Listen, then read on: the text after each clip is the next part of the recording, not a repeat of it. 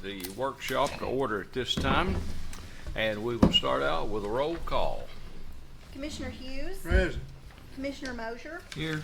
Commissioner Richardson. Here. Commissioner Jinks. Here. Commissioner Stutz. Here. Okay, all present. Good. There's no one registered for the public comment period on any actionable items. In the workshop discussion, we have several annual reports. First, from the Sweetwater Valley Citizens for the Arts, Tim. Yes, sir. Come over here so we can hear you. Okay, I wonder if my board would please come with me. I'd like you all to meet the people who are on the board of SVCA.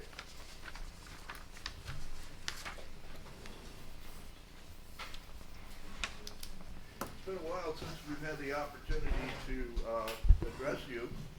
Matter of fact, it's been prior to COVID that we've been able to address you. COVID being a time period, you know, from March 20 to May of 23. During the course of that time, we have a listing for you of all of the programming that SVCA has accomplished during that time period. Now, understanding also that because of when I took over SVCA, it was at a time of somewhat turmoil. The person who left did not leave us in a good position. And most of our ability for grant writing and all was taken away from us.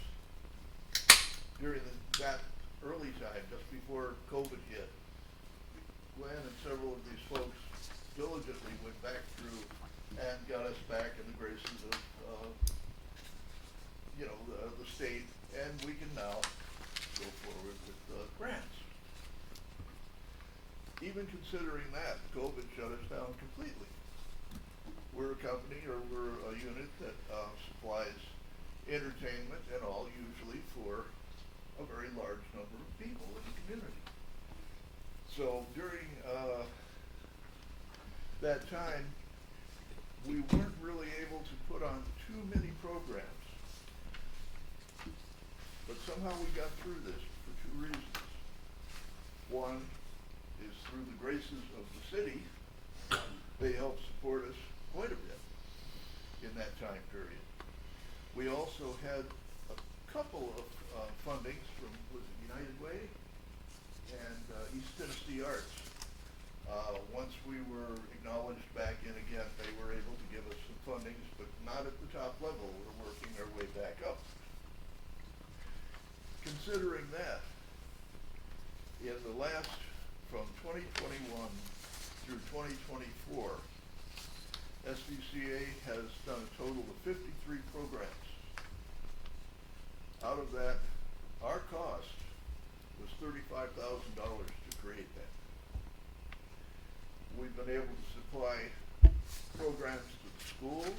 We've had 3 years of successful Duck Park concert series. We've given money to trips and registrations for the schools, for the bands. We've supplied art supplies. We've brought jugglers and so on to the Main Street programs. We've booked entertainment for the Christmas programs. We had poets and all speaking at the primary schools.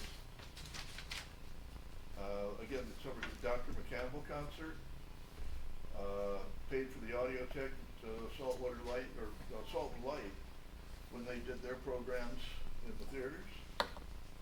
Blooms and Bluegrass, we also supplied artists and street artists and all for that as well. In 2024, just last year, Dr. McCampbell again, Duck Park. Now, Duck Park actually had 2 groups per month. So that was a total of 6 different bands for 3 years now in Duck Park.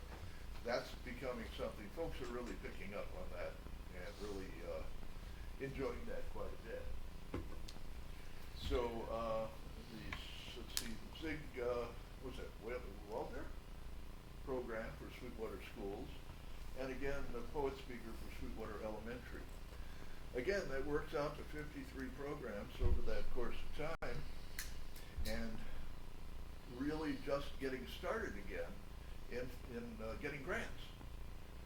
So I think our ability to watch and be conservative with our funds, working only with what Sweetwater has offered us and kept us going, as well as our usual group of folks who are supporting us in the process, and a couple of smaller grants.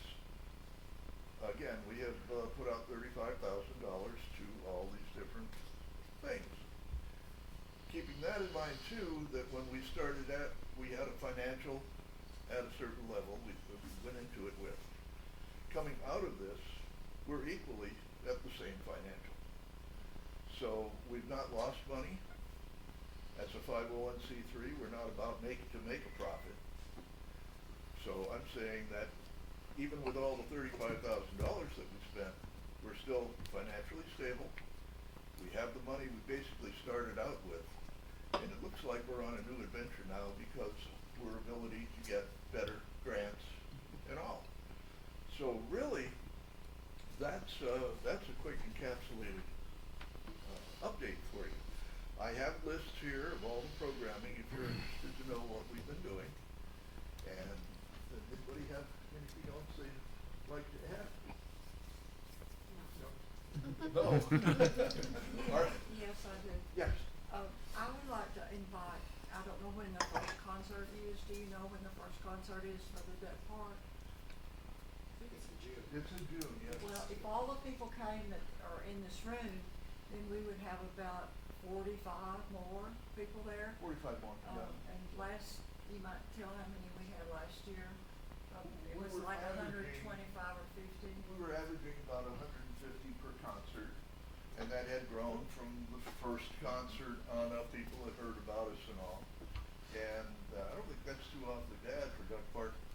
I think we're doing okay. So And it's a all variety you of, came, pardon? if all of these people came and Yeah. brought someone with them, then we would have that many more. It's quite a variety of music. We're not, everything from rock to Bach, I guess we could say. So you choose your band and come at the time you like. Do you have any questions for us? What's the future look like? Future is looking really prosperous. Why I say that is, again, coming through all that COVID period, not being able to do anything, and still be able to put these programs out there with what we have. Now that we have the funding, and we'll soon have more funding, we'll be able to offer the city and the schools and all a lot more. The one thing I have tried to instill in the different schools is we've asked the teachers that if you have any need whatsoever, anything that would be art or science, to please let us know, and we'd be glad to put in the grant, cover it. Fortunately, they don't seem to be responding. I can't answer why, but that would be something we're going to pursue even more. The programming and working along with the city here on their programming and all, we're looking forward to doing more of that. We're looking to diversify into different types of, like the blues and bluegrass. We'd love to be able to supply more talent to that. That's sort of what we're looking forward to. Thank you. Anything else? Any questions? Thank you, Tim. Yep. Doing a good job. Thank you, committee, for all the work you put into this. Thank you very much. Okay. Next, we have our Main Street Director, Josh Isaac. He is here to give the Main Street report. Josh. Hello. I laid the paper on your desk. It just has a lot of the numbers. I won't go through all of that. I'm very thankful to be your Main Street Director. I love Sweetwater. I love promoting Sweetwater. Just a few things on here. We did have some businesses lost. but we had the same amount come in. One great thing about Sweetwater is that if one goes out, there's like 5 or 6 trying to get in there. And so as you can see, it kind of, if one goes out, another one comes in on that. You can see our public investment, the total public investment was $1,425,409.86. And then the private investment this year was $316,200. So always glad to see all that good stuff going in, and it kind of breaks that down on there, tells you the different projects and things on there that were on that. I filled out my state and national report, and they're all in for Main Street. So we're just, I got a little email back saying that one's been accepted, so now I'm just waiting for certification on that. Then if you look at our festivals, you know, Sweetwater's known for our events and all the great things that we do. Again, I'm not going to go over all those because, as you can see, we stay very busy. And but we had our Celebrate Junior Main Street Day is one of our highlights. I've highlighted that because our Junior Main Street board is amazing. We have over 100 this year that are a part of that program. Me and Haley actually got to go to the national conference and speak on Main Street, Junior Main Street programs, and have talked to many other across the United States, being able to help them get those started in their cities. So that's been an awesome thing for us to promote Sweetwater with. Of course, I couldn't talk to you today without talking about Wolfstock, our dog event, because it's such a big thing, and everybody around, people call wanting to know how they can start one and do that stuff. And then, of course, our Sweetwater Dog of the Year, it blew up the internet yet again. Thousands and thousands of votes on 100 dogs that dwindled down to 3, and our Griff won this year. And Griff's such a good dog. He has been in the parades. It's going to be all through the 150th. He's our 150th dog. And then we did Adventures of the Holy Rollers, the musical. It's our second musical. It was our biggest Main Street fundraiser to date. We've sold around 2,000 tickets. And then the Main Street Board actually allocated a bonus for myself for the hours worked instead of pulling it out of the city fund. So I thought that was really cool that they saw the need of that. And then we had a great Christmas market this year. That was actually a Jessica and Haley idea, I think. But they did a Christmas market. It was a 3-day event, and all these vendors came in. They said they did amazing. So I thought that went really well. And then, of course, the Polar Express. We sell those tickets as soon as they go out there. And we sold over 310, and it was an all-day thing, but we sold out. And it was just a fun event for all. And then this year, of course, as you can see, we're adding even more events because it's our 150th year. We're really focusing on the 150th, but we're excited about Taste of Monroe and our Sweetwater Fair. And then our new play this year will be focused all around Sweetwater to celebrate the 150th. So yeah. Oh, and then the festival number. This is actually a festival of all the festivals. That includes all the regular festivals and all the Main Street festivals to 68,653. So. All right. Good Thank job, you. Josh. Thank you. Thank y'all. Thank you, Josh.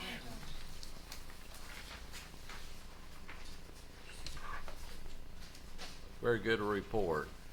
Last but not least on our list is Miss Haley Isbell, Well, who's going to give a tourism report. Haley? I am. Okay, so you already heard from Josh on Main Street. I left you a little tourism report in color. So I want to go over that with y'all first and kind of talk over what is in this report, some of these numbers. The very first overview, annual tourism impact, that is what the state gives us. That report comes out in the fall. That's what we get every year when we go to governor's conference in the fall. So those are numbers. That's a county collection of numbers. You can see that we did go down a little bit. Monroe County did. They went from 33 last year to 35, or year before to 35 last year as county rank in Tennessee. We'll talk about a couple of reasons why that may have happened, but you can look over the numbers, employment, labor, income, taxes. I know there's a lot of people in here that love numbers, Jessica. The next page that shows January through December, the very top portion of that says Sweetwater, this is what I get from Placer. So the Sweetwater numbers are for the city of Sweetwater Incorporated. That's what that top portion is focused on.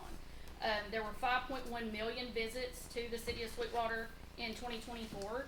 Unique visitors, that is the visitor number. So that is how many people came in that they do not have a cell phone that stays here overnight. So y'all have heard us talk about Placer many times and how it tracks your cell phone, and if your cell phone stays within our incorporated city limits overnight for 6 or 7 hours, you're not counted as a visitor. But so the unique visitors, 760,900, that number is the visitors that came through the city of Sweetwater. They came on average 6.88 times throughout the year. They stayed an average of 139 minutes. You can see that it's down a little bit from last year, down a little bit more from 2 years ago, and a little bit more from 3 years ago. Those are all decreases because we all know the 68 corridor is what connects interstate traffic to other parts of Monroe County. That's the main gateway to other parts of the county. So over the last few years, we've lost the flea market. That's hurt us some as far as Sweetwater City Incorporated. Telco's had some hard bouts with Mother Nature over the past couple of years. They've had flooding, they've had fires, so their visitation is down. On top of that, Ball River Falls has not been open. They're getting ready to reopen that probably within the next, I think it's like a month or two.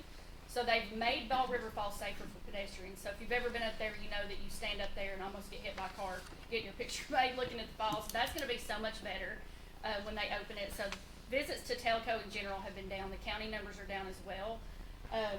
And then Lost Sea was closed a portion of last year too for renovating their entrance, which looks amazing. And it's back open and they're busier than ever. When you go below that, Joshua, these are your numbers, and Sweetwater Main Street is rocking. You can see that they are actually up 11% year over year. They had 997,600 visits through the Main Street District last year, with almost 204,000 of those being visitors. That's a great figure. They come on average of 5 times, and they stay for an average of 98 minutes. Now, that number, and on the back page of this event attendance, these numbers that you're seeing that I pulled is exactly as Placer reported it. So I've not inflated the numbers any. This does not include visits by kids. It doesn't include people who don't have cell phones or forgot their cell phone, or people that might have a flip phone. I don't know how many of those exist that aren't trackable now, but there's probably still some out there. So my event attendance looks a little bit different from Josh's because I only counted our major events. I did not count the extra stuff like the Christmas market, Polar Express, anything extra that we did. This is just Valentine's Day, Bloom's Bluegrass, July 4th, Halloween, Small Town Christmas. So based on those numbers, we're at 3.58% increase over last year for festival attendance, which is great. We know that a couple of these events, like for instance, Small Town Christmas was down a little bit this past year. It was frigid. We know that the weather probably had a lot to do with why we didn't see as many people at Small Town Christmas. Halloween, we were up 30%. Again, I think it was weather related, and then it's Halloween, you know. One thing I want to point out in particular is Valentine's Day. You all have heard us talk about the Cinema Tourism Rom-Com project that we did. That was actually very successful. I know that a lot of our businesses on Main Street for Valentine's Day did at least double the business this year that they did last year, if not more than double the business.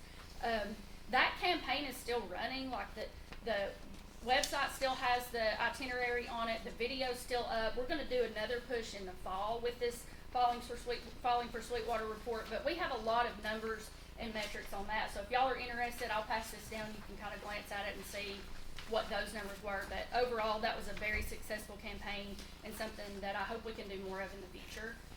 As you flip through the report, you're going to see January through December, the full visitor report that Placer gives us, and this is just for the Main Street District.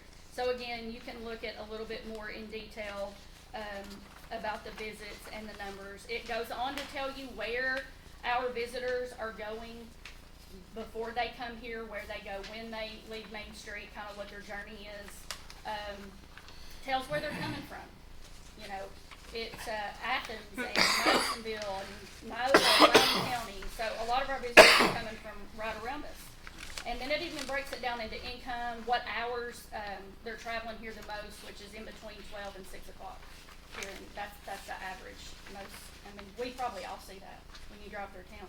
Or try to get home on the weekend or at 3 o'clock, you're stuck in it. So that is the Placer report. One thing that I have learned over this past year is I went to Blizzard for the very first time in February. Blizzard is a state-led kind of like a training, but it's more of a closer knit group, and they have access to what's called Zartico, which gives a little bit different breakdown on visitors, and I think it tells a little bit more about spending. And I've just recently learned how to even get into that. Nobody that I had talked to knew how to get into it, so I'll give you all those at some point over the next year. I'm trying to figure out exactly how to read that report, but it's a little bit different numbers than what you're seeing from Placer. Couple of the other things that I want to talk to you about as far as marketing goes. Right now, we have some marketing initiatives going through Style Blueprint, which is based out of Nashville. Style Blueprint is a big to-do in the Nashville area. I don't know how many of you have heard it, but they just did an article about our Founders Day event and pushed it out on social media last week. We also have Tennessee Home and Farm that is doing a push for us for our 150th, and these will be doing some things throughout the rest of the year too for our 150th in particular. We've advertised in the Morning Facts in the Athens area. I think if you all remember when I talked to you last year, one of the markets that we missed was like Hamilton County area. Well, when I got on Zartico to look at those numbers, actually we have a lot of people coming from Hamilton County. So I don't know if that's because we did a push for Morning Facts in the Athens area. Have y'all ever heard of Morning Facts? Mm-hmm. It's a big deal. It's cool. It is a big deal. And yes, it's a fax. And it's an email too, but I mean, it is a fax. Everything Knoxville, which is a magazine out of Knoxville, they do an article for us about blooms and bluegrass usually once a year. They don't charge us to do it. So one thing I'm working on is updating our visitor guides. We've not really done a lot of updated print materials since prior to COVID. And that's because there's been so many changes and it's expensive. So expensive to print something, and then as soon as you send it to print, it's outdated. So I'm trying to update our visitor guides from 2012. It's gonna take some time. But I'm working on that. I did update, we have just a front and back Main Street map, which breaks down all of our Main Street businesses and what category they're in. So I just updated that about 2 weeks ago. It changes all the time, but I think right now it's the most up to date that it's been in a long time. We have Main Street businesses right now that are still doing exterior work for the downtown improvement grant that we got through the state. So y'all will probably see some changes on some of those throughout the next year. We're working on a mural trail brochure. So when the next 2 murals are officially completed, we'll have something, done to be able to push out to visitor centers and whoever. Every now and then we'll have people contact us and want welcome packet information or visit packet information. So our depot employees will get all that together for me and I'll mail it out to them. So we'll have something on a mural trail coming pretty soon. I guess at the beginning of March, Josh and I attended, so I'm on the Middle East Tennessee Tourism Council, and they do a legislative luncheon every year for legislators, and gosh, how many people were there? Like 150, 200 people. So I got to go talk about Sweetwater and how our marketing initiatives have changed over the years. So that was more Main Street related, and how 10 plus years ago, if I stood up here and told y'all we were gonna have bus tours, you might have laughed at me and said, no way, you're not having bus tours, but we do. We have another one coming on May 6th. They come every year. And as a matter of fact, Olympus bus tours came last year. If you've ever heard of Olympus, and y'all might know some people from City Hall that went on an Olympus tour last year to New York. But they came last year, loved it. They cornered Josh and I at Metis and said, we're coming back in 2026. We loved it, heard great things about the bus tour to Sweetwater. So they have another one planned. Y'all may remember me telling you that I got a scholarship from the Rural Tourism Conference for Marketing College last year. So last year in June was my first year to go. It's a 3-year program. It's 1 week every year for 3 years. And upon completion of that program, I'll be what's considered a tourism marketing professional, which is just a designation that I can put after my name. And I go for my 2nd year in June. One of the things that came out of the first year, Brianna Baker, who is the McMinn County Tourism Director, and I talked in June of last year about, hey, we want to do a hospitality training for employees that are within our counties that are in the hospitality industry. And we want them to be able to answer from visitors, what do I do around here with anything you can do around here, nothing to do around here, and just go to McDonald's, So we did that training a couple weeks ago at the Nyoda Depot. And we had almost 50 people in attendance for the first year, and 9 of the people that were here were with welcome centers throughout East Tennessee. So that's a big thing. I've already had one of them reach out to me and ask for more information. Brent Lambert, who is our State Tourism East Tennessee Division Manager, was there. He loved it and wants to use our training as a kind of like a baseline for other communities, and he wants to take it to other tourism-based organizations throughout the state and tell them about what we did. And he very heavily recommended that we make it a yearly thing. So we're going to do that again. I think every year. We had speakers from like Grain Bend, Lossy, Solly Notch, McMinn County had some, the Creamery was there, Bradley's was there, so they all got up and talked about what their location was, what all they had to offer. They had tons of brochures when they left, so they had all the information that they needed. Let's see, you all. I guess the last thing that I'm working on within the next couple of weeks, we are an adventure tourism district, which is something that's done through the state. And that expires and has to be redone like every 3 years. So we're upon that year of having to redo that. Basically, that approval for that means that the businesses that locate within that district that make a capital investment of $500,000 a minimum and create at least 13 jobs, they can earn job tax credit to offset a portion of taxes. So we will have to pass a resolution in the April board meeting to basically state our intent to apply for that adventure tourism district. So y'all will probably see that on your agenda for April. And yeah, there's a lot going on. I say it all the time, tourism's real money. We want everybody to come in and spend all their money here and then go home to their beds outside of our area and let somebody else pick up their garbage. Does anybody got any questions for me? Thank you, Haley. Obviously, I think you and I have talked about the number of folks that are in the area, and I've told folks a lot here lately. It starts Wednesday afternoon and it doesn't slow down until Sunday. And we are the envy of a whole lot of other towns in our area, and that is to the hard work of you and Josh and Jessica and the whole city. And I think it speaks highly of everything that we have tried to do to elevate our downtown, and the number of places that you guys go in training and are invited to speak. Keep up the good work. Thank you so very much. Well, thank you all. I appreciate it. Thank you, dear.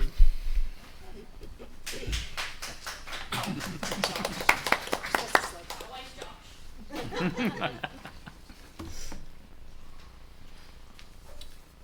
Okay, Jessica now has a report to update us on some things. Jessica? Hi. Okay, first, I just wanted the first two things that are listed on the agenda to be on the agenda so I could make sure that we knew that the whole board was aware of it. We had talked once before, I think maybe when I did the quarterly update in January.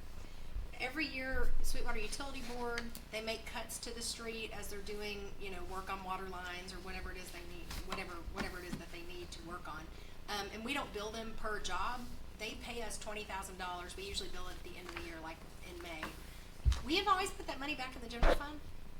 And only recently, probably something Sonia thought of, we realized that should really go to State Street Aid, because all of the money to pay for the road improvements are coming out of State Street Aid, so it's really not right to stick it back in general fund. So going forward, this year's budget, next year's budget, we're going to put that money as revenue into State Street Aid. We're spending it out of State Street Aid, we're putting that revenue back into State Street Aid. So I just wanted to explain to everyone, you'll see that change in the draft of the budget, which I'm due to give to you on April 1st, next Tuesday, so that will be in your inbox next Tuesday, the first draft of the budget. The landfill expense for paving. Technically, David did not have to ask permission for this, but we thought it was in the best interest for everybody's clarity that they understood what was happening. The landfill expense now comes out of the general fund in the street department's budget. So if you're looking at the budget, it's Department 43-100. That landfill expense is less this year than we thought we were going to. So what he would like to do, without going over budget bottom line, is to spend that money that hasn't been spent out of landfill expense, because we put the gates up and it's not as big a problem anymore, on the paving project that will be done in June. So this is not the Hawkins and Linwood Road paving project. That one is scheduled to start April 1st, next Tuesday. This is paving on Oak Street, I believe, David? Oak Street right back here. Old 68 And David, tell them what you told me about Oak Street. is the worst street in Sweetwater. Okay, so So if y'all leave tonight, if you want to drive out Oak Street, it's this side of it. It's like from City Hall back to High Street. It is pretty damaged. And they're actually gonna do it while they're doing Linwood. Right. So, the same bidder that won the Linwood paving project, we're operating under that bid. They're gonna do the work at the same time. We're billing, but what he basically wants to do, he's not gonna go over bottom line on his budget. So, but as a courtesy, he wants to tell you all, he's using that unused landfill money to pave that road. And I told him with a condition that I thought everybody would be on board with that and not have a problem with that. But I wanted to put that in this report so I could look at everyone's face and make sure no one had a problem with it. Does anybody have an objection to that or want to discuss that anymore? Okay, David, sounds like a good plan. Okay, policy updates. Y'all know we've been working with MTAS. I've met with an MTAS attorney and our fiscal consultant for MTAS about the policy updates that are a direct result of the comptroller's report. We had another call today with another attorney about that policy, so there are definitely going to have to be some updates to the original policies we drafted to you all, so we're going to continue working on those. Next week I have another meeting with 2 more MTAS people, so rest assured by the time this finally makes it back to you all, we will have asked anybody and everybody that has any kind of professional opinion about this what they think should happen. So we'll bring those changes back to you after we finish meeting with them. What's your biggest pushback? Gun pay. Is it really the gun pay? Do you think we're gonna be able to keep it? Not gonna be able to keep it. So, as a direct result of this report, the officers will no longer be able to pay for their weapons. It will be the city having to pay for those weapons. So that will make a big impact on the city's budget. We will have to begin buying all the weapons for officers instead of having the officers themselves pay for the weapons. And sights, and boots, and all those other things. So, but me and John have tried everything we can do. We've talked to every attorney out there. Nobody says we can keep it. What is the objection? I mean, same thing we've run into? What they say is that it's lending, it's like the city giving a loan to the employees, and it is. The city is lending its credit so that the employees can buy stuff that they use on the job, which means the city doesn't have to pay for it out of the city's budget or out of the taxpayer's budget. But they say that's not allowed because you're not allowed to lend the credit of the city without issuing a bond or, like how we borrow money. So, that's the issue. And Could we use Sampo in any way? Like the city could give Sampo money and then Sampo be the gun fund? I don't know I think that would probably end up getting Sampo in trouble because their mission statement is for economic development, so I don't know that lines up directly with them. And we sure as heck don't want to do that. So, I mean, it's a good thought, and we asked a lot of different questions. I am going to meet with a local bank either tomorrow or Wednesday about if there's a program that the officers could use a local bank to take advantage of that and actually do an actual loan. It'll cost the officers interest, but that still helps them get the weapon up front instead of having to wait on it or, and the bottom line is the city may have to add $25,000 to the budget every year to buy guns for anyone new, for extra pair of boots if somebody needs a second pair of boots. I mean, the thing that's hard about that is where do you draw the line? How much do you decide that everyone needs to get?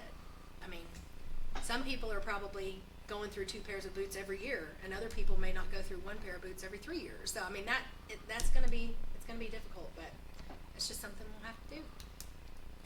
So I'll bring you back recommendations from that after I'm done meeting with MTAS again next week. On the 150th, Josh and Haley gave us some great updates on it, and we definitely could not do this without those two. They've had to come to every 150th meeting, and there's been so much work put into this. So much more than I estimated to begin with. But a couple of positive updates. The float for the parades, where we will have a 150th parade float. Jinx Concrete and the employees and family of Jinx Concrete put that float together. It is currently being stored down in the blue building at the community center. It is 3 tiers. It looks like a giant birthday cake. It has 150 on the top. It's an amazing, amazing float. And it's totally going to win some awards this year because it is a really great float. So that is completed and ready to go. Probably, we might see it at Founders Day depending on the weather, but we will for sure see it at 4th of July during the parade for 4th of July. Although fire trucks, we're going to have to get it away from the water. We'll have to figure out how to keep it maybe in front of y'all somewhere.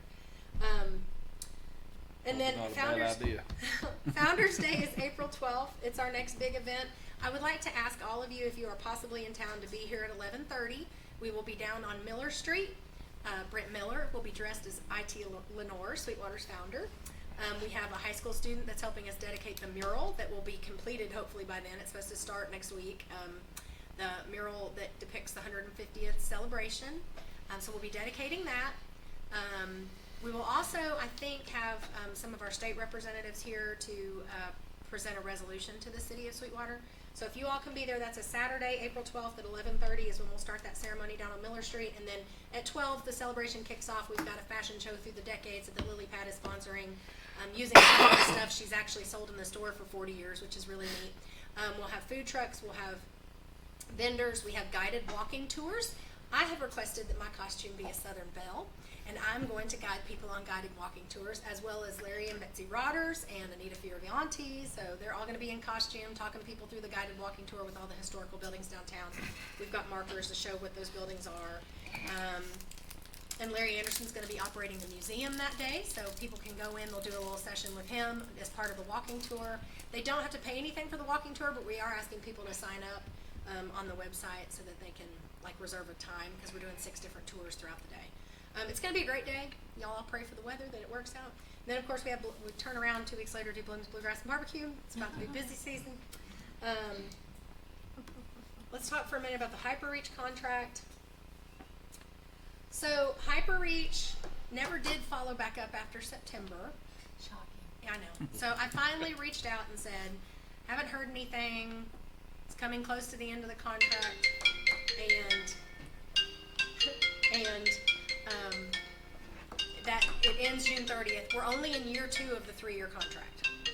So I'm not happy with them. I'm not happy with how they've handled things. We will end up paying the $25.95, the additional, thing to go up to the unlimited plan. We had already talked about that in the last meeting. So I told him to send me an invoice. John Cleveland recommended that I have him say in writing that this clears any prior balances. They're not going to go back 3 years from now, come in and say, hey, from 2 years ago, you had 50,000 in minutes and you need to bill for that. We're going to make sure this is an absolute clean slate. I don't know, and this is not something we have to decide tonight, but I don't know that it's not worth it to go ahead and pay that last fee with them and get out of the contract and check on a different service. I've done 5 demos with 5 different companies. They're all in the same price range. They're all between $5,000 and $6,000 a year. Some of them have setup fees, some of them don't, but it's all kind of in that general area. The one that I like the most is called TextMyGov. And the reason I like it the most is it offers something none of the rest of them do, which we can send messages out and do mapping just like we always do and send it just to one street if it's going to be paved. But the citizens can text us on that same platform. And there's an AI assistant that answers it and says, okay, that's a street department thing, we're sending it here. That's a animal control thing, we're sending it here. It also has cloud storage to where if they text us a picture of a pothole or they text us a picture of an animal that's running loose or something like that, we have that documentation. So that's great for insurance claims, that's great for lawsuits, those kind of things, to have that documentation, but that's also included in this platform. It's $5,500 a year. There is a setup fee. They agreed to waive the setup fee. I think it might be worth it to try it. I don't think we can get out of our last year with HyperReach. We could try, or we could just say, here's your $25.95 and then tell them they got to bill us if they want the rest of it. I don't know. But in the draft of the budget that you'll get next week, I've put enough funding in there to do both if we decide to do that. So it'll just be up to us to decide, do we want to pull that trigger now or do we want to wait a year and then do it then? This way we'd have a backup. The reason I like having them both at the same time is I think we have a backup. Like if I didn't like the new platform or something, we didn't want to use it for whatever reason, we'd still have the other one kind of waiting there to be used. But we could go back to the original lower amount because we're not going to be sending all our messages on that platform, so we wouldn't need the unlimited plan. The new plan, no matter what going forward, no matter who we go with, it will be an unlimited plan. Because if we're going to send a message out, we don't need to stop. I mean, it's very complicated right now. I went in today and had to manually add up all these minutes. I mean, nobody's going to do that when they need to send a message out. So we need to get the unlimited plan going forward, whatever we decide to do. But that'll be back on the agenda again, not in April because we've just talked about it right now, but probably in May. We'll talk about it again, maybe in the May workshop. So y'all just kind of be running that through your head. If you want any information on TextMyGov, I can show you the other cities in Tennessee that are using it. And that was another thing that I liked about this one. There were cities in Tennessee that are using that program too. And so far, the citizens being able to text in, people have liked it. And it's not all handled by City Hall, right up front. There's an assistant that's trying to route it to the right place first, and then if they can't find the right place, then they'll send it on to City Hall. Hotel motel tax. So Haley has made some great contacts the last couple of years. She's of course made sure that Sweetwater is represented well wherever she goes. One of the contacts she already mentioned is Brent. He is our East Tennessee Tourism Director. He came to town this last week and met with me, Haley, and Sam about the Biggs House. So we discussed some options for grant funding for the Biggs House and different opportunities that might be there. As part of that conversation, he mentioned hotel motel tax. So there is legislation right now in the state that is trying to cap cities' ability to increase hotel motel tax. We're at 2.25%. He showed us the graphs of everybody else around us. Even with the county's 5%, that puts us at 7.25%. Most everyone around us, including the other cities in Monroe County, are at 9%. If we were ever thinking we might increase that hotel motel tax, which again is paid by the person staying at the hotel, not by the hotels themselves. It's not a tax on the hotels. It's the visitors that are staying at the hotel that pay the hotel motel tax. Also bed and breakfasts and campgrounds. If we raise that to the same level, kind of everyone else around us, including Athens, Lenore City, everybody's at 9%. If we raise that to that cap, the new legislation that is likely going to pass, because they're not opposing it because there's a couple definitions and things that they like in it. The one catch is all of that money has to go for tourism. Right now, our ordinance says it can be used for economic development or tourism. If you do raise that rate again, it can only be used for tourism. That's the first thing. The second thing is if we don't do it now, they're going to pass a new law July 1st that will keep us from being able to raise it. Instead of having the opportunity to raise it 1 point or 1.5 points, we can only raise it like 3/4 of a point. So that's something we just wanted to have on your radar. We can talk about that more. I don't know if Sam has anything he wants to add to that, if we're even interested in that. That kind of difference revenue-wise, my guess is around $40,000 a year into the tourism fund. Obviously, the tourism fund paid for the short film this last year. That was a big chunk that we weren't really anticipating on spending, but so many other people pitched in on that. The county paid $10,000 for that. We had private business owners pay stuff for that. The city only ended up having to pay $5,000 for that, and we've gotten the boost of the marketing material and all the things that went with it. So I thought that was a great investment. There's other, we'd like to continue the mural program, not necessarily just in Main Street. We may have to spread out because we might run out of walls in Main Street. We may need to put them a few other places too. But that's something that I don't want this opportunity to slip by and us be like, oh, well, we can't raise it anymore because the state capped it, because it does look like that is actually going to pass through the state legislature. What was the amount that the 1 or 1.5% would get us? I think around 40,000 more a year, and that's just a very preliminary number. That could be off, but that's my guess. Okay. But it could be used for anything and everything in the 68,000. Well, the high mass lighting. Yeah. We take $35,000 a year out of the tourism fund from hotel motel tax and put it in the general fund to help pay for the high mass lighting. So that's an amount of money that I do think high mass lighting is a legitimate expenditure for tourism, but that's an amount we're not spending on festivals or anything because Right. we're putting it towards an electricity bill. So that's not nearly as much fun as other stuff we could be doing with it. But, Right. it's practical. I mean, the number of events that our city puts on, it could definitely go to help out all of those. And once again, everybody around us is at the combined 9. Well, I have to say, I think you even said this the last time you were here, and I could be wrong because, I slept since then. But I'm pretty sure that you said last time you wouldn't even really recommend any of the hotels in Sweetwater. All these people surrounding us, do they have better hotels? And so therefore the tax at 9 is a little more justified? Yeah, I don't know. I mean, I don't know that Madisonville has but one hotel. And same thing with Tellico. I think it's a campground or something they're getting 9% off of. Probably, if we have a ball tournament in town, we don't have enough hotels to support that. I am very hopeful that sometime in the next few years we can get another name brand hotel, because we don't have the capacity. When we hosted the tourism conference, if there's ball tournaments in town, the hotels are full, which is great. We want full hotels. But, 2 of them aren't even taking guests right now, I don't think. I mean, there's just constant codes issues with several of them. And, I mean, really the bed and breakfasts have probably been what we recommend most often, because the hotels are not really doing the maintenance that needs to be done to make their hotels attractive to visitors. So it is definitely an issue. Haley's mentioned it over and over again in department meetings, but,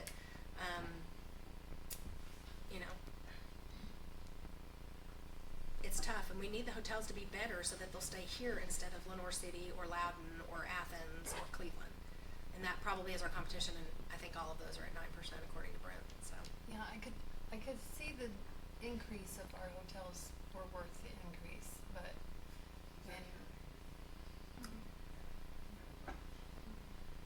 Yeah, we do have several Airbnbs and, places for people to stay, but and listen, we're not letting this go unnoticed. Every single time someone complains about a hotel or has a bad experience at a hotel, especially if it's someone that we brought them into Sweetwater and asked them to stay here, and then they had a bad experience, Haley has contacted those hotel managers and said, listen, this is what happened. And sometimes it's met with complete disregard, like they are not interested in all in fixing the problem. So, you probably will get some pushback from the hotel owners. They don't like to have a higher hotel motel cost, but they don't pay it. It is the visitor that comes into town that still gets to use the amenities of the street lighting and the street paving and all the things that happen in town, the police services. Eddie, how often are you going to hotels right now? It's the locals stand there. They'd be like John said, be a property tax increase for them. Yeah. 'Cause So, about all of our hotels have gone to rent the locals. Right. That's why they're having the issues that they're having. so, So how do we recruit more good hotels? Seems to be the question of the day. Yeah, how do we recruit the hotels that we want? when we did Retail Academy a couple of years ago, hotels were one of the things on there. I do think we'd have to prove the visitor numbers certainly help, and the fact that those numbers keep going up, even when you notice that the Main Street numbers went up 11%, even though our overall city numbers went down 3%, probably because of the Lossley closure and the Bald River Falls closure. But maybe there's a boutique hotel that needs to locate closer to the downtown area or on Highway 11 somewhere. One is the space. They need a place to put it. There has to be a lot available that's for sale for them to be able to build a hotel on, and that is one of the issues. And the Zarco numbers show in the graph that our visitors are primarily the huge leader in our hotels.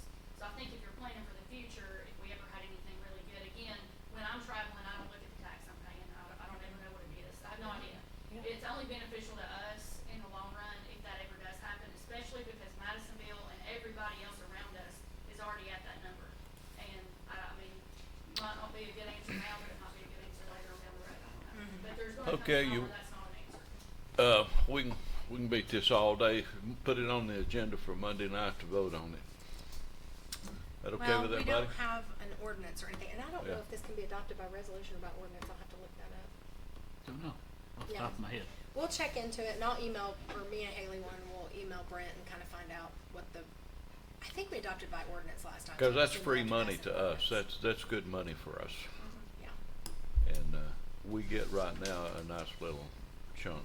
yeah, and it's being well used. Thing about, sad part about it, the county gets the biggest bulk of it, and we get nothing from the county. The county's supposed to be providing a economic developer with a motel, hotel tax.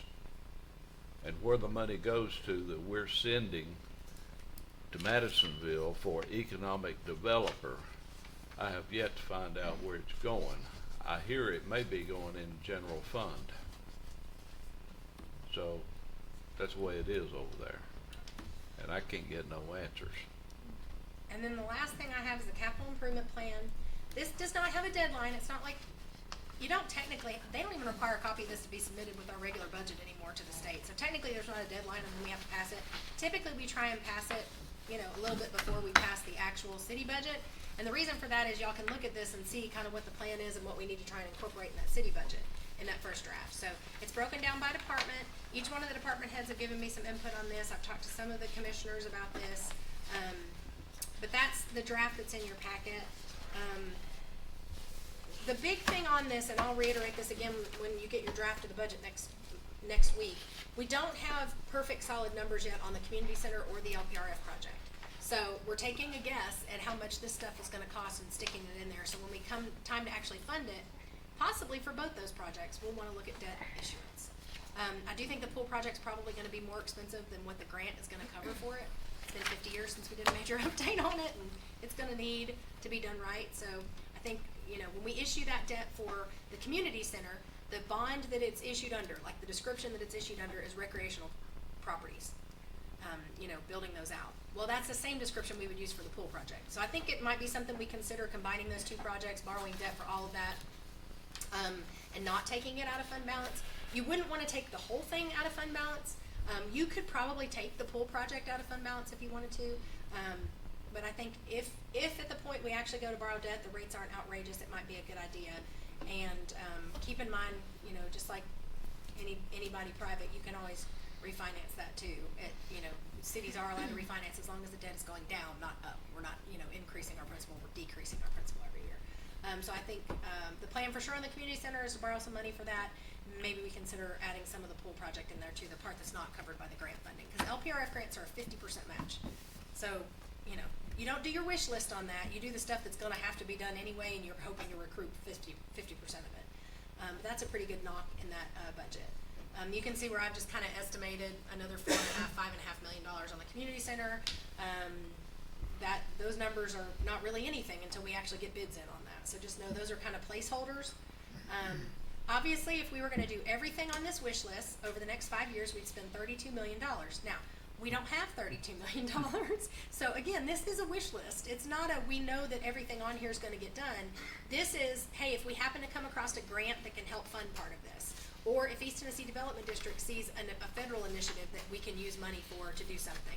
This helps kinda guide them too, and we send a copy of this to them after we pass it. Some of these are grants that are already in place, like the TAP grant, the multimodal grant, the STP project. Some of those things are already in place, LPRF grant. And the rest of them are we need to have this on our radar so we know what might be coming. If you all see anything you want added to that? Yes, Megan? I just had a question. I know when we placed our order for our new fire truck, we talked about setting aside maybe $250 a year. Does this need to be reflected in this, or is that more of a budget? So what I've done is I just put that in 2028 for when we will actually be paying for it as a whole amount.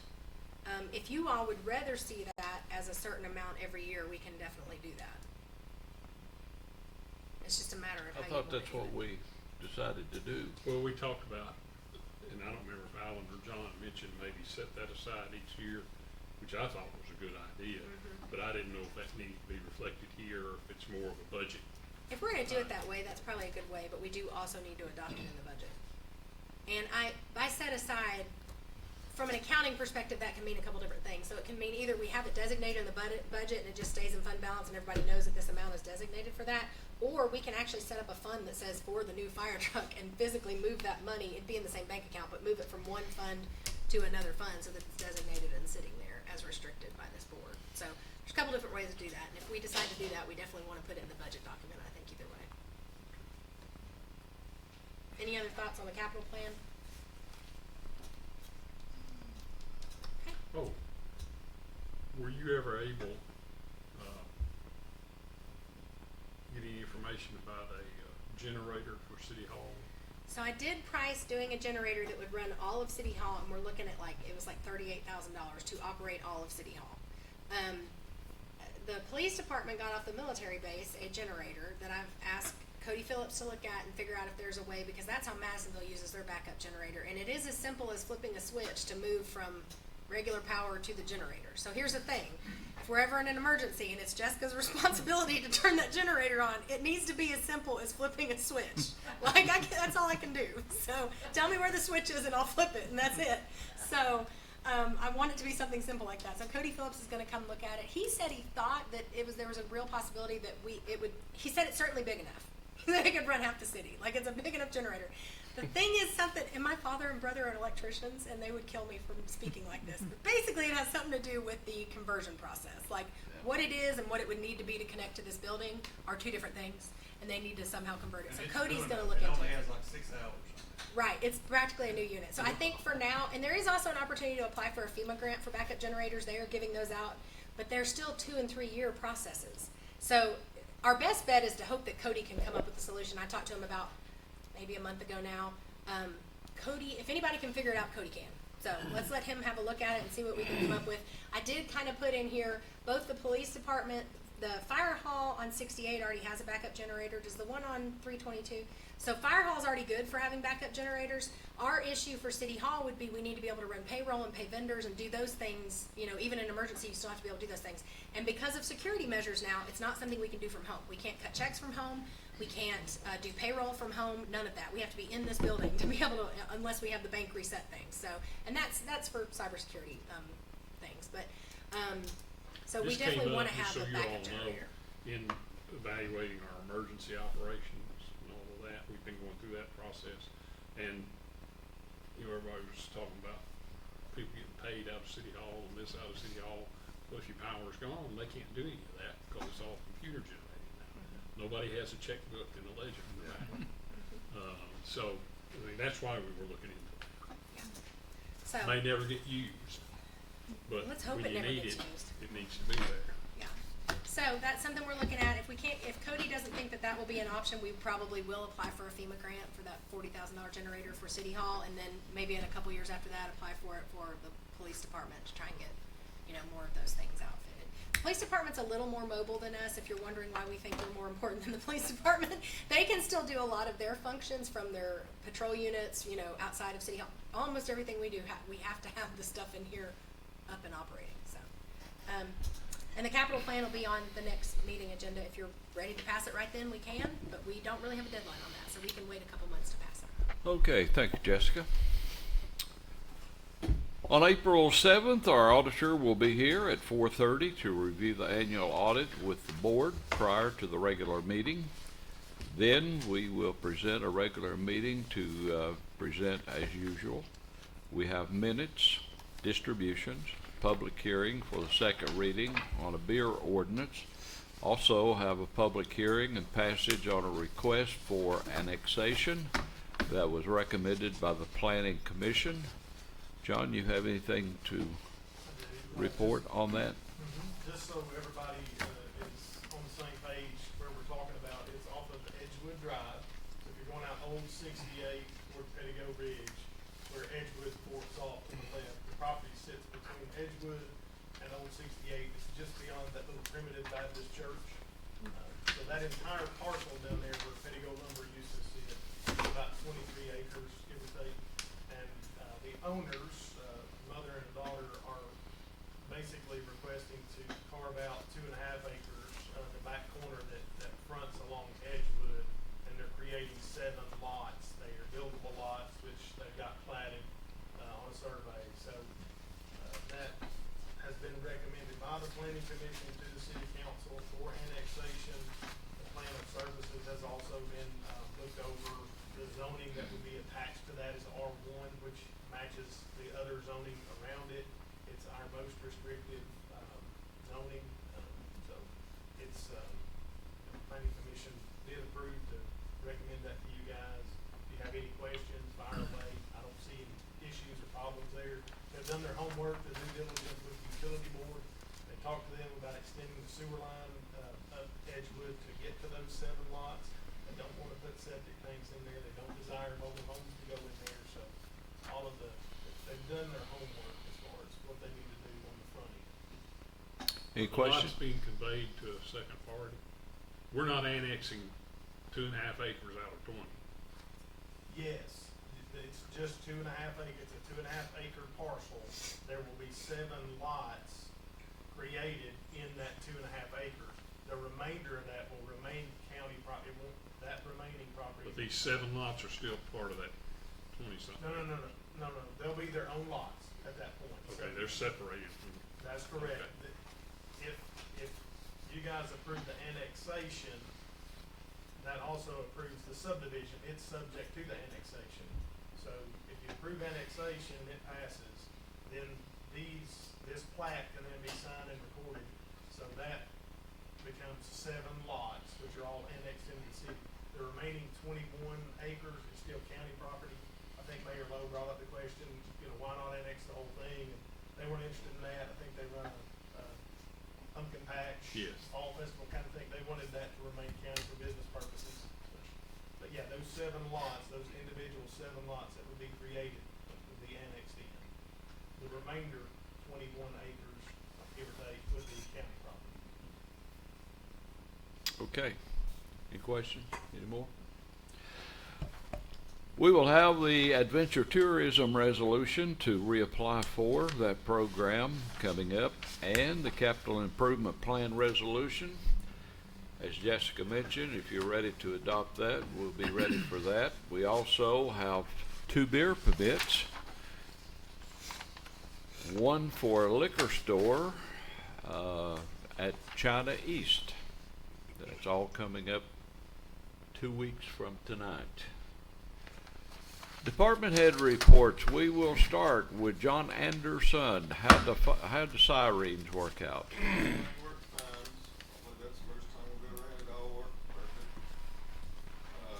We got fire department, everything's going pretty smooth. We got guys in EMT school, a couple of guys there. Got ISO will be here second. Is that Tuesday or Wednesday?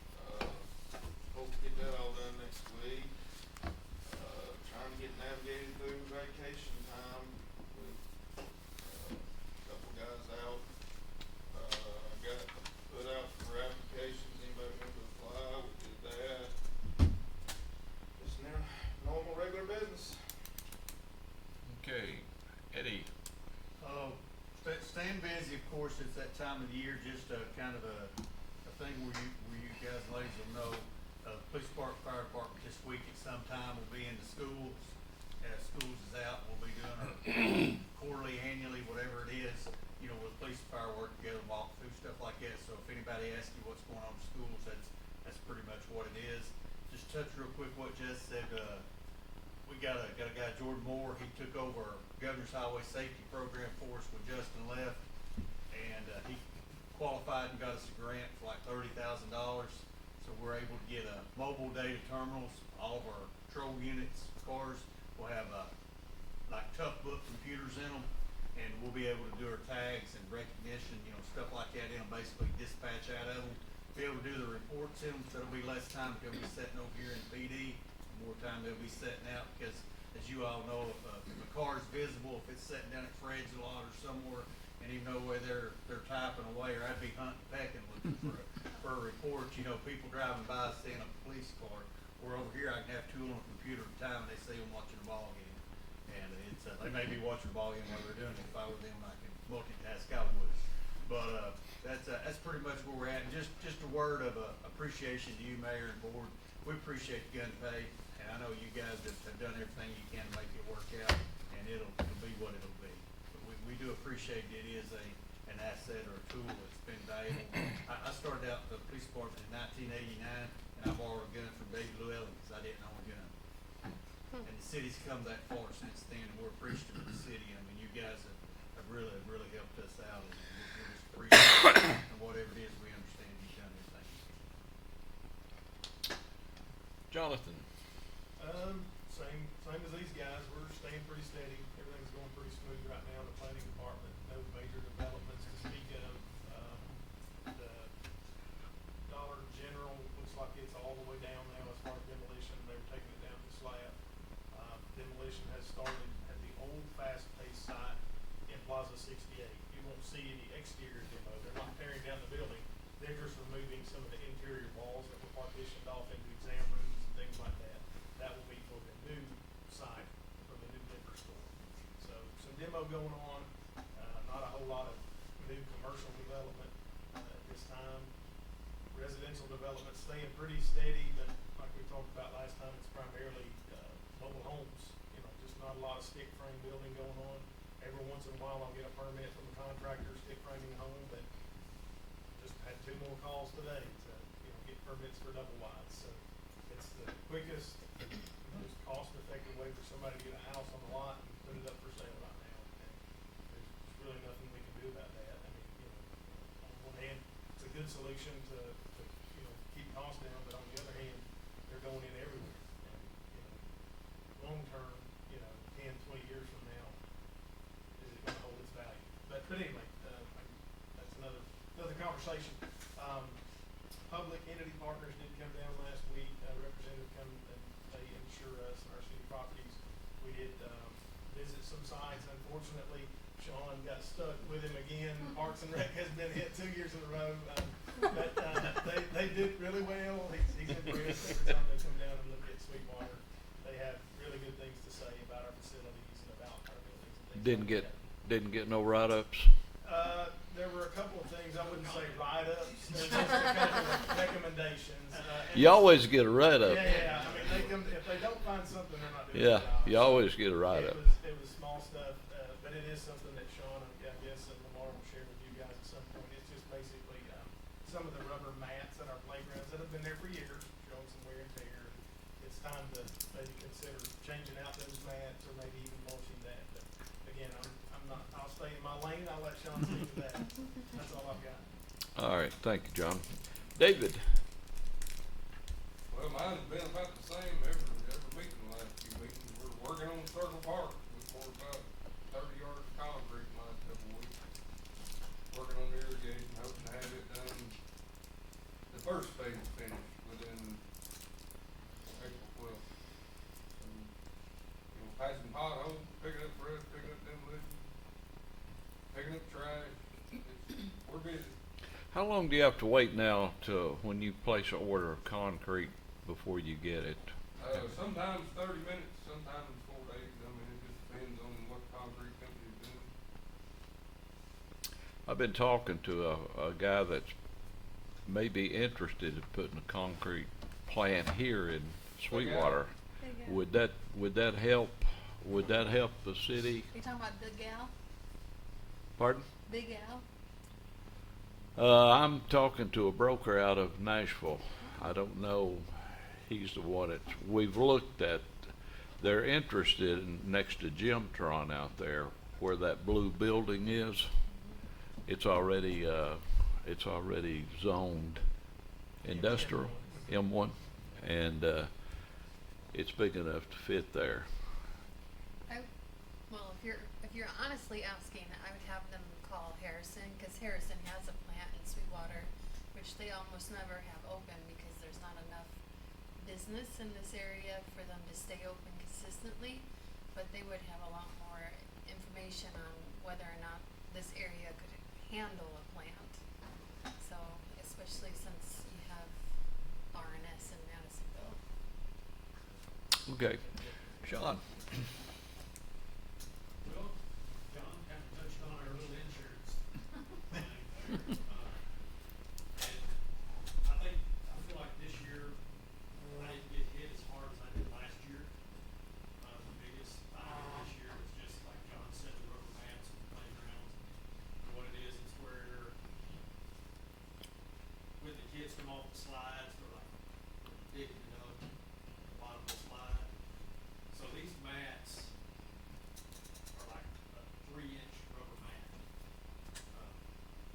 It's not something that's gonna be cheap to replace, but it is something that's gonna have to be done. The one the pirate ship over at the complex, it has got a big tall border around it. So the guy kinda talked like he might could take the rubber mat out and put mulch inside there. Maybe it's a cheaper alternative, but I don't know if that would be the best way to go. You have to save the money, but the rubber mat was placed there to begin with, so I don't think we want to go back with the rubber mat. But anyway, I mean, that's all, I think that's all they got us for this year. In other business, we've got a couple of Eagle Scout projects that was recently got done in the parks. Jason Shaw done what I'm calling Honey Bee Holiday Inn Express.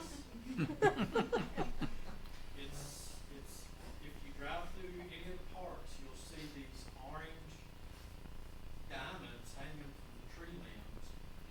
And the way he explained that to me was that when there's a swarm of bees, that there's certain bees that are scouts, and they go out looking for food sources. Well, as they separate from the swarm, they're now vulnerable to other predators. And so these holiday inns give them a safe place to go until they can reconnect with their swarm. Okay. Will Bowman just completed his, and what he's done at Ingram Park is, he's basically built 20 podiums that are along the sidewalk, and it connects one playground to the other playground. And the library board, right? Friends of the Library is gonna check, they're gonna put kids' books, pages of kids' books in those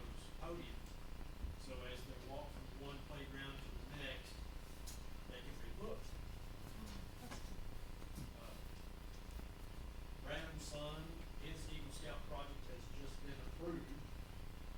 He's gonna do some maintenance on the bleachers at soccer field at the complex. So, Ricky's pretty excited about that. Other than that, grass is green, it's growing. Mowing, sports is wide open. Things are good. Okay. Brandon, you got a report? How's planning commission? Seems like you just doing quite well. I just said if you had a report for us. John, any report on TMG or anything to? Every time we take a step forward, it seems like 2 steps back. I was just able to get a default judgment against 3 out of the 4 defendants, which would have probably allowed us to get an order of sale right away. We might still be able to get an order of sale sometime in April. But of course, no sooner had that order of default judgment gone down than they filed motions to reconsider, and the court here all ride circuit for 4 counties, which means they're only here 2 or 3 or 4 days each month.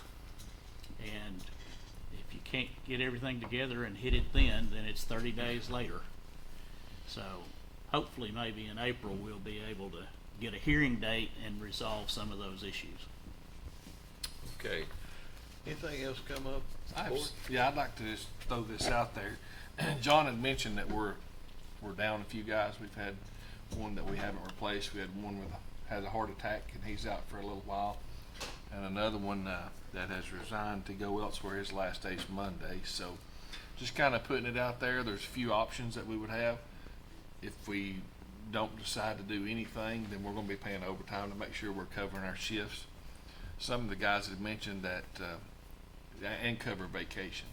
I mentioned that if the city would do a vacation buyback plan for this fiscal year, they would be interested in it. I'm gonna throw that out there. I'm not gonna make a recommendation either way, but that would definitely help us cover shifts, being 3 men down and having to maintain our numbers for ISO and to fully protect the city. If we don't do something like that and pay for some of those days, then we're going to incur a lot of overtime. So that's just letting everybody know what we're up against right this Are moment. you taking applications? You said you was taking. Yeah, but it's not something that we need to get in a hurry. Because even if I hire them today, they won't be much help for 6 months. So, it's just I've just got guys that have come approached me. They got their names on the calendar for vacations, and they look and see the situation we're in, where we're going to have to be paying overtime or working short people or whatever. And I've had quite a few of them come to me and say, "I'm not doing anything. I'm just burning my days."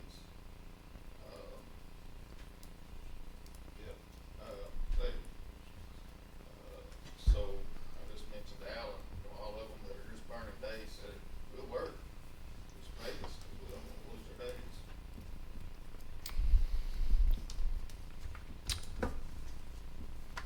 Jim, you got any more to Nope, add to that? that's all I needed.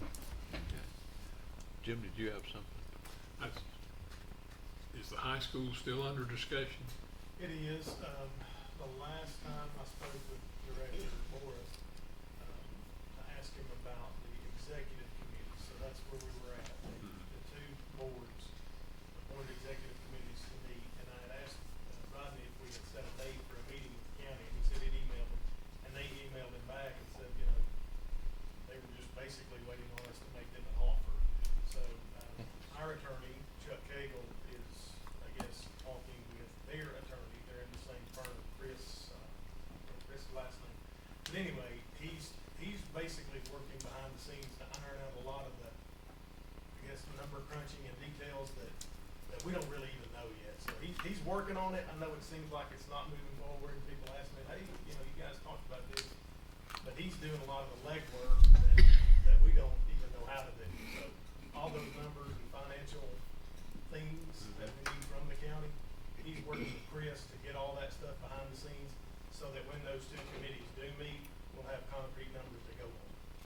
just showing up and guessing. So I did get a call from the State Department of Education today. I've been waiting on a call back from them since November. And today I got a call about the mixed drink tax split, how that goes, and also about the maintenance of effort if we did acquire Sweetwater High School. So I've got a meeting next week with Janet and Rodney. They've given them the numbers. And hopefully sometime in the middle of next week I might have an idea about what the maintenance of effort would be for the city's portion if the high school and their students were calculated in. So maybe by the end of next week we'll at least know that part of it. And I think what Chuck and Chris are discussing are some of the things that, well, kind of like the mayor alluded to a few minutes ago on, the hotel motel tax. It's supposed to go to a certain thing, but to his knowledge, he can't find any answers. It just went into a general fund. Same sort of thing with education. A portion of the wheel tax for years is supposed to have been allocated to the high school.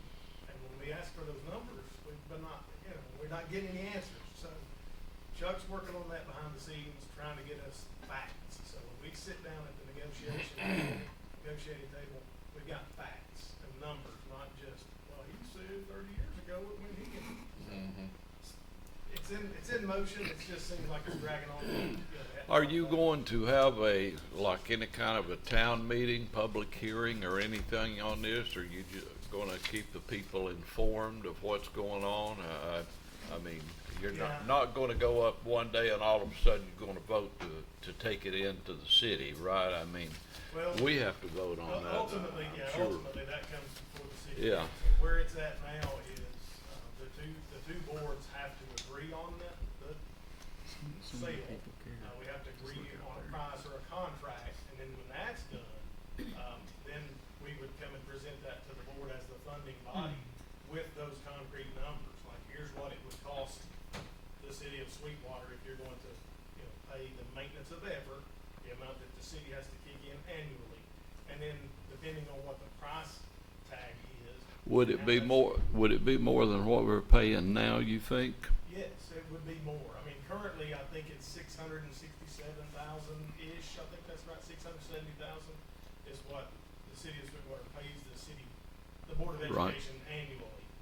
When you take in the high school, that would go up. I don't know how much it would go up. And that's what we're trying to figure out. That's what Chuck's working on now is those numbers.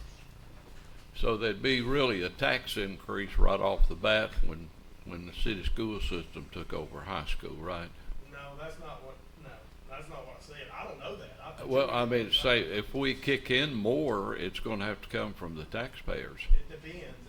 It's possible. I'm not saying it will or it won't. I'm just saying there would be an increase in the amount that the city would have to fund the schools because you're taking in another school. But I don't know that amount. So whether it would warrant a tax increase or not, I don't know. I have no idea. Unfortunately, right now, it sounds like you don't know if it's $100 or $100 million. Until we get those numbers, I can't say if it would be a tax increase or not. I don't know what that number is. Yeah. Okay. Tax increase has never been discussed. Yeah, and that's not something that, we could do as the school system, obviously. Funding it would fall on the city board as the funding body. So all those things, it's not like we can just say, yeah, we're gonna take the high school and you're on the hook for that. You guys have to approve that. We can't do anything that doesn't go through your hands, whether it be a tax increase or whatever. Right now, it's still in the process of trying to get all the numbers figured out and the plan of action, what we're gonna do and all that. That's correct. But it does not right now involve a tax increase. That's correct. And like I've said many times, listen, I'm a taxpayer too. I pay city and county taxes too. I'm the last person that wants my taxes raised, but I'm sick and tired of paying for that high school. I pay my city and county taxes, and then I kick in money for every time they do a project out there, whether it's building something or adding on or beautifying or supporting a ball team. It's coming out of my pocket one way or the other, and I just assume us have possession of that high school. If we're going to fund it as residents of city, I just assume it be ours. So when we do those improvements, it's not coming out of my pocket. It's coming, from everybody, not just me or whoever happens to have a kid at that school. Well, them people in Sequoia appreciate that money. Well, I'm just saying, I want us to get our fair share, and I feel like, and again, I'm not saying anything negative toward anybody in the county, I'm just saying that's one school among 13 schools in the county district. To me, that makes no sense. We're at the bottom of the totem pole. When we've got 4 schools over here that are city schools, and that's the only one that's not in our district. We use the same bus company, why not have the school? It just It's the way, makes sense. way it's always been. That doesn't make it right. If John preaches anymore, we're gonna have to take up all. Okay. Everybody let it break out of If we take up the collection, we'll put it straight to the high school. Way to bust it up already. Well, we passed that motel increase tax. Anything else? All minds clear? We are adjourned. Jessica? I didn't know.